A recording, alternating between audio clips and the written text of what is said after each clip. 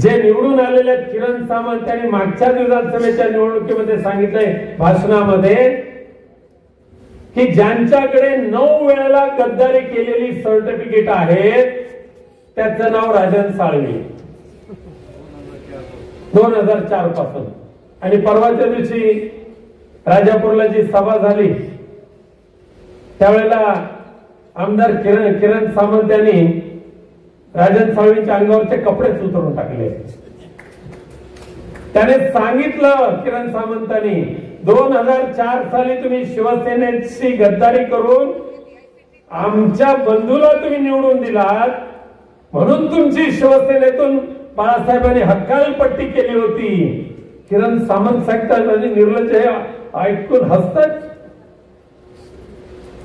2004 साली गद्दारी, प्रत्येक लोकसभेच्या निवडणुकीच्या वेळेला गद्दारी. ह्याच जवाहर चौकामध्ये आमदार निलेश राणे यांनी केलेलं भाषण दिवसा ढवळ्या काय काय निर्बत्सना केली होती त्यांची. तरी आज एकमेकाला मिठी मारतात. सगळे गद्दार सेनेमध्ये एकत्र झाले. जनाची नाही तर मनाची लाज तरी बाळगा. नाही मग काय नाही गोष्ट वेगळी. परंतु ठीक आहे विनायक राऊतच्या नावाने दगड फोडत फोडत फोडत तुमचा कपाळ मोक्ष होत आलाय आता. म्हणून मला का देवाकडे एकच प्रार्थना करायची की बाबा शेवटच्या वेळेत त्यांना जास्त त्रास देऊ नका. उर्वरित त्यांचं रिटायरमेंट आयुष्य सुखात समाधानाने जावं. कारण गद्दारीने मिळवलेला पैसा भरपूर आलेला आहे. भरपूर आलेला आहे. या राजापूरमध्ये दादा तुम्ही आता मगाशी इतिहास सांगितला आणि सांगा दादा आजपर्यंत राजापूरची वाळवी म्हणून कोण्या तरी लोकप्रतिनिधींचा उल्लेख आजपर्यंतच्या राजापूरच्या इतिहासामध्ये झालाय का?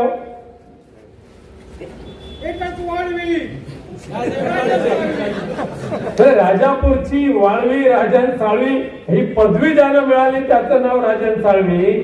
आणि रिफायनरीचा केवढा मोठा कळवळा, केवढा मोठा कळवळा रिफायनरीचा.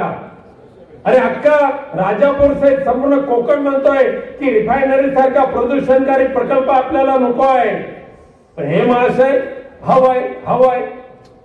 आणि मग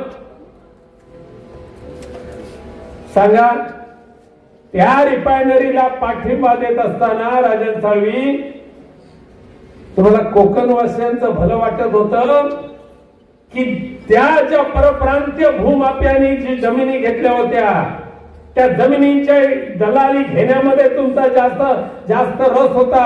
हे सांगा तुम्ही धूतपापेश्वरच्या पायावर हात ठेवून. रिफायनरी करता ज्या परप्रांतीय भूमाप्यांनी जमिनी घेतल्या त्यांच्याकडून 3.25 करोड रुपये दलाली घेणारा हा गद्दार आमदार 3.25 कोटी रुपये दलाली मंजूर करून देतो. आणि अख्ख्या राजापूर जिल्ह्यात तालुक्यातल्या सगळ्या ग्रामपंचायतीचे ठराव नेले आणि उद्धव साहेबांसमोर ठेवले. उद्धव साहेबांनी विश्वास ठेवला. पण ज्या वेळेला उद्धव साहेबांना खरं कळलं त्यावेळेला स्वतः उद्धवजी त्या गिरमादेवी कोंडवर आले आणि त्या महिलांना सांगितलं की यांना तुम्ही शिवाय घालू नका. चूक असेल तर ती माझी चूक आहे आणि म्हणून ती चूक सुधारण्यासाठी मी तुमच्याकडे आलो. अरे स्वच्छ मनाचे आणि तेवढ्या स्वच्छ विचारांचे पक्षप्रमुख आम्हाला मिळाले. त्यांच्याशी बेईमानी करून तुम्ही ज्या गद्दार गटामध्ये गेलात त्या गद्दार गटाने एक एक पापाचं घडा तुम्हाला वाचायला सुरुवात केला पापाचा घडा वाचायला. पण मगाशी सांगितलं 2004 साली गद्दार झाले.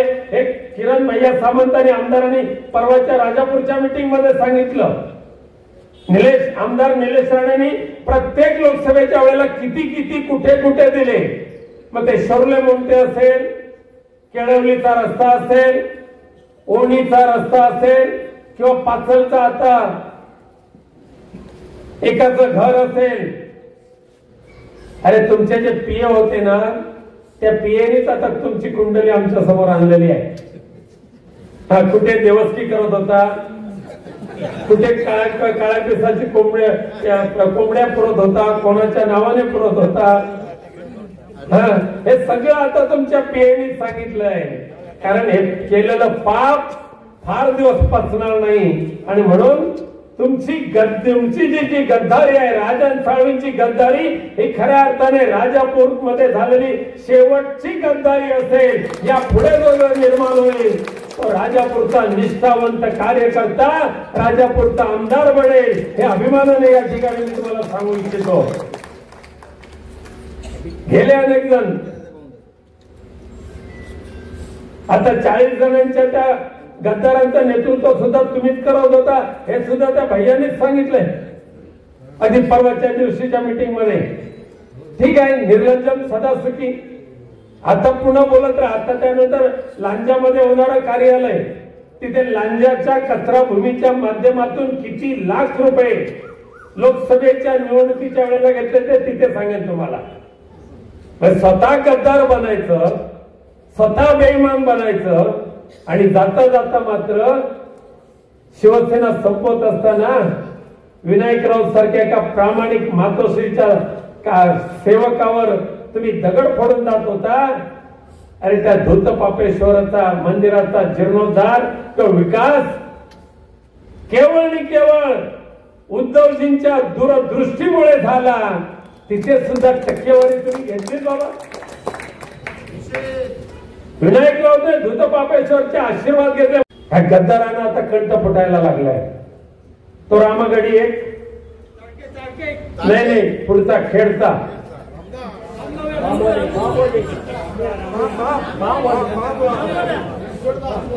रामगडी मग अशी वेदा फडकेंनी त्याचा उल्लेख केला.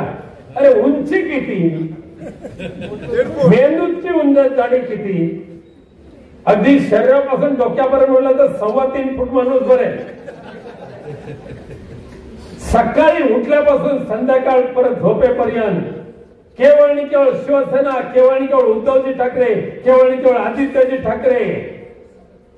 अरे शिवसेना संपवायला रामदास कदम तुमच्या 7 पिढ्या जरी जन्माला आल्या तरी शिवसेना संपवणे तुम्हाला संपू, आणि तुमच्या बारशाचे घुगरे खाल्लेले आम्ही महिला आहोत. आज शिवसेना संपवण्याची भाषा तुम्ही करताय. राक्षसी अवलादीची मंडळी तुम्ही. ज्या हिंदू हृदय सम्राट बाळासाहेब ठाकरेंनी तुमच्यासारख्या गद्दाराला पोचलं, ज्या पक्षप्रमुख उद्धवजी ठाकरेंनी त्यांना माहिती होतं ठीक नसती व्याज जवळ बाळगणं योग्य नाही, तरी सुद्धा विश्वास ठेवला, पर्यावरण मंत्री केलं, अख्खं महाराष्ट्र लुटलं, तरी सुद्धा गद्दार झाल्यानंतर आज जर तुम्ही सांगत असाल आमच्यावर संस्कार आहेत म्हणून मी अहोजाव म्हणतो, पण अस्सल कोकणी माणूस कसा माहिती असतो तो तुम्हाला माहिती आहे. आता शिमगा चालू होईल त्यावेळेला ऐका पाहिजे तर.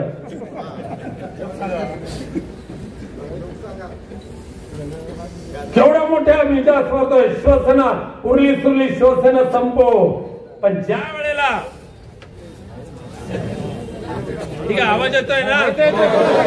अरे रामदास कदम लक्षात ठेवा, शिवसेना संपवणारे तुम्ही ज्या वेळेला जाल त्यावेळेला 4 जणांचा खांदा द्यायला सुद्धा आमचा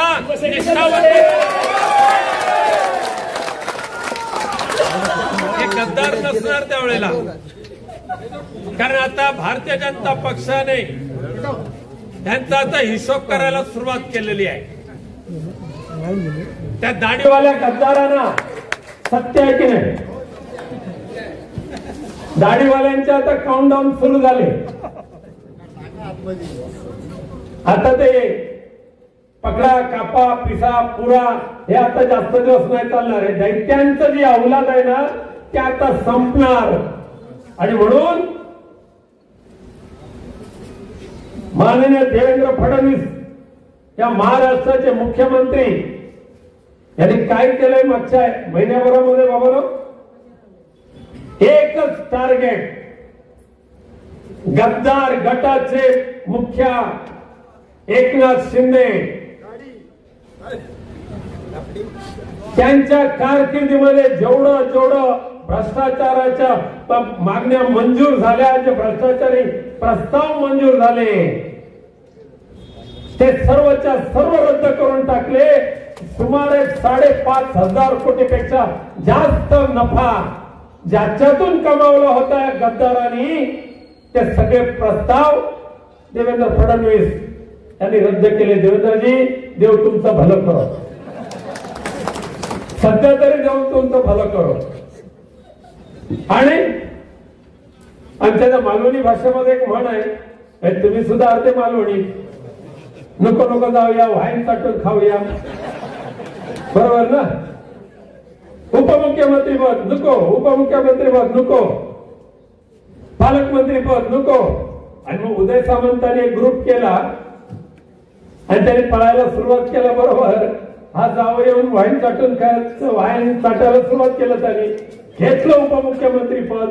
पण हातपाय लोळ्याने काय करू पाहिले, तसं झालंय आता, तसंच झालंय आता. काय बोलायला काय वाव राहिला नाही. जास्त बोलला तर ढुंगावर लात मारतील. भारतीय जनता पक्ष आहे तो. आज दुर्दैव आहे महाराष्ट्राचं, दुर्दैव आहे महाराष्ट्र. किंवा महाराष्ट्रामध्ये रामदास कदमांसारखी एक घाणेरडी अवलाद या कोकण भूमीमध्ये निर्माण झाली. त्या गद्दारीला साथ मिळाली ह्या फडवूनच्या बाकीच्या लोकांची.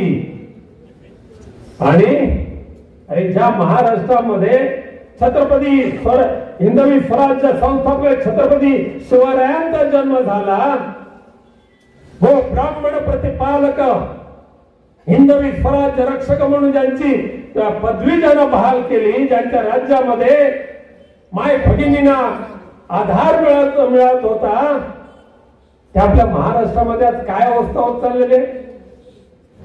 स्वारगेट मध्ये एसटी चालत्या बोलत्या एसटी मध्ये लॉज, आणि त्याचा मंत्री हा गद्दार गटाचा प्रताप सरनाईक म्हणजे आम्ही आता कंडम साफ करायला घेतले. गृहराज्यमंत्री पुन्हा एक दुसरे गृहराज्यमंत्री होय. 50% म्हणे महिलांना जी एसटीची जी सवलत आहे ते आता मी रद्द करणार, हे त्या गद्दार गटाच्या मंत्री प्रताप सरनाईक यांनी सांगितलं. लाडक्या बहिणी, किमान 60 लाख लाडक्या बहिणींची योजना बंद होणार, बंद. म्हणजे लाडक्या बहिणीच्या फायद्यापासून महाराष्ट्रामध्ये 60 लाख भगिनींना वंचित राहावं लागणार. आणि इतर बाकीच्या सगळ्या योजना, रस्त्याला पैसे नाही, ठेकेदारांकडून टक्केवारी घेऊन मोकळे झाले, महागाई वाढत चालली, जीवनावश्यक वस्तू महागत चाललेल्या आहेत. तिकडे लक्ष द्यायला ना, तिकडे लक्ष पुरवायला ना वेळ नाहीये. प्रत्येक शहरामध्ये, प्रत्येक जिल्ह्यामध्ये दररोज एका तरी भगिनीवर अत्याचार होतोय, तिची निर्गुण हत्या होते, त्याच्या हत्याकारी पकडले जात नाही. पोलिसांना बक्षीस जाहीर करावं लागतं, तरी हत्यारे मिळायला गावकऱ्यांची मदत घ्यावी लागते. आणि इथे हे आपले राजापूरचा सक्का शेजारी म्हणजे आपला सिंधुदुर्ग जिल्हा, तिथले ते टिंगू महाजन पालकमंत्री, काय अक्करमाच्या अवलादीचा माणूस हो. अस्सल मालवणी असल्यामुळे शब्द येतात मध्ये मध्ये. अरे, ज्या मंत्रिपदाची शपथ घेताना महाराष्ट्रातल्या तमाम जनतेला मी समान न्याय देईन, जात पात पक्षभेद कोणताही समोर न आणता सर्वांशी समान वागणूक ठेवेन, अशी शपथ घेतली नितेश राणे तुम्ही. सबका साथ सबका विकास ही घोषणा तुमचे पंतप्रधान नरेंद्र मोदी साहेब देत आहेत. आणि दुसरीकडे हट्टिल्ल्या सिंधुदुर्गमध्ये 2-3 ठिकाणी सभेमध्ये भाषण करतो. की ज्या ज्या ठिकाणी उद्धव बाळासाहेब ठाकरे पक्षाच्या ग्रामपंचायती आहेत त्यांना मी मध्ये एक नवीन पैसा निधी देणार नाही. काय तुझ्या बापजाताचा निधी आहे तो, आमच्या हक्काचा कर आहे. आणि मग होय मी त्यांना सांगितलेलं आहे की ज्यांचं टाळकं फिरलेलं आहे ना अशा त्या नितेश राणेंच्या डोक्यामध्ये जर मंत्रिपद आणायचं असेल, त्याने घेतलेली शपथ त्याला आठवून द्यायची असेल तर त्यांना मी कोर्टात खेचणार. आणि आदरणीय पक्षप्रमुख उद्धवजी ठाकरे साहेबांच्या मार्गदर्शनाने आदेशाने येत्या आठवड्यातच नितेश राणे तुम्हाला अशी नोटीस देईल की त्या विधानसभेच्या अध्यक्षांना आणि राज्यपालांना या नितेश राणेंना टर्मिनेट करावं लागेल. अशा पद्धतीची घोषणा त्या नितेश राणेंनी केलेली आहे. फक्त तुमच्याकडे येतील त्यांना निधी, आणि आम्ही काय भारताचे रहिवासी नाही. त्यांना आता भारतीय रहिवासी किंवा महाराष्ट्रातले लोक नाही दिसत, कारण त्यांच्या मतदारसंघामध्ये परवाच्या दिवशी कणकवलीमध्ये कोणाला पकडलं वेश्या व्यवसाय करताना? बांगलादेशी महिलांना. कणकवलीमध्ये बांगलादेशी महिला. म्यानमार ऐकलंय का तुम्ही? म्यानमार ते रोहिंग्या असतात. आता म्यानमार कुठे, भारत कुठे, महाराष्ट्र कुठे आणि कणकवली कुठे? अरे म्यानमार वरून ते लोक आली कणकवलीला आणि एका लॉज मध्ये त्या महिलांना पकडलं. तो लॉज नितेश राणे तुमच्या कार्यकर्त्याचा होता की नाही तो सांगा. पण पोलिसांवर पालकमंत्र्यांचा दबाव आणि त्या रोहिंग्या महिलांना लॉज मधून पकडलं आणि पोलिसांनी दाखवलं कणकवली स्टेशनवर पकडलं. मालवणमध्ये म्हणे पाकिस्तान जिंदाबादच्या घोषणा झाल्या. नितेश राणे स्वतःला हिंदूंचे काय म्हणतात त्याला, देवदूत वगैरे वगैरे वगैरे, कैवारी, हिंदू सम्राट, हृदय सम्राट होऊ शकत नाही. सतत म्हणताना हिंदूंचे मसिहा. त्या मालवण तालुक्यामध्ये पाकिस्तान जिंदाबाद देणारे जे पाकिस्तानी मिळाले ना, त्या पाकिस्तान्यांचा भंगार व्यवसाय चालू करण्यासाठी परवानगी जी दिली ती नितेश राणे तुमच्या भारतीय जनता पक्षाच्या सरपंचाने दिले की नाही ते तुमच्या बापाची शपथ घेऊन सांगा. एकीकडे अशा पद्धतीने दयनीय अवस्था सिंधुदुर्गामध्ये केलेली आहे. तिथे रोहिंग्या आले, तिथे बांगलादेशी आले, तिथे पाकिस्तानी आले आणि इकडे शिवसेना उद्धव बाळासाहेब ठाकरे पक्षाच्या सरपंचांना निधी देणार नाही. हिम्मत तर करून बघ. पक्षपातीपणाने जर नितेश राणेने निधीचं वाटप केलं तर आयुष्याचा धडा शिकू कायद्याच्या माध्यमातून की पुन्हा एकदा देवेंद्र फडणवीस तुमच्या ढुंगावर लाथ मारून तुम्हाला हाकलून दिल्याशिवाय राहणार नाही. अशा पद्धतीने कायदेशीर तरतुदीचा आधार घेऊन तुम्हाला धडा शिकू. दादांनी सांगितलं ते विसरणार नाही. किंबहुना मला अभिमान आहे आपल्या पक्षप्रमुखांचा, उद्धव साहेबांचा.